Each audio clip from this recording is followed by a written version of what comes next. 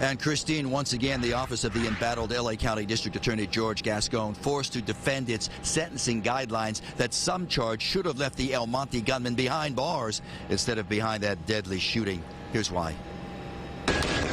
We are learning more now about the gunman who shot dead by police after he killed 2 El Monte police officers. He's ID'd as 35-year-old Justin William Flores, a known gang member with a long rap sheet, who's on probation for a felony with a firearm, his second strike, and yet he avoids prison time through a plea deal reached last year with the LA County DA's office. So when horrible crimes and tragedies happen, the first thing most of us are thinking about was this because of George Gascón's policies. That following a more lenient sentence of probation for Flores instead of prison time. It's the policies of the LA County DA George Gascón, who refuses to prosecute and fully charge 3-strike cases. Critics of Gascón say if Flores would have been prosecuted under the normal California 3-strike procedures, he would have been sentenced to prison time, meaning he would have been behind bars and not at the Siesta Inn motel involved in that deadly shootout with police. I say policies where you follow the law, policies where you look at all the evidence, policies where you consider public safety.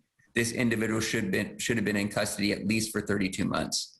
But DA Gascón's office defending its decision to place the convicted 2-strike felon on probation instead of sending him to prison, calling it a consistent resolution at the time. Check this, quote, last year Mr. Flores pleaded guilty to being a felon in possession of a firearm, a felony. The sentence he received in the firearm case was consistent with case resolutions for this type of offense, given his criminal history and the nature of the offense. At the time the court sentenced him, Mr. Flores did not have a documented history of violence. This latest development adding to the growing firestorm surrounding the DA Gascón and his controversial sentencing policies. The Gascón Recall Committee now out saying it has reached its goal, collecting more than the 566,000 signatures needed, and they say there's still 3 more weeks left before the deadline.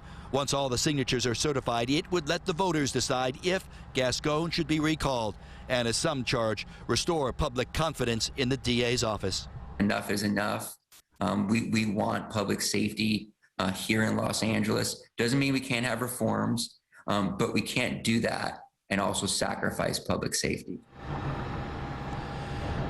Now live, all of those signatures gathered so far in the recall effort amount to 10% of the registered voters in all of LA County. Social media also very active on this issue, with many tweeting out saying those sentencing guidelines must change, or as some tweeted out, the DA himself must be changed. For now, we're live here in West LA. Back to both of you we go.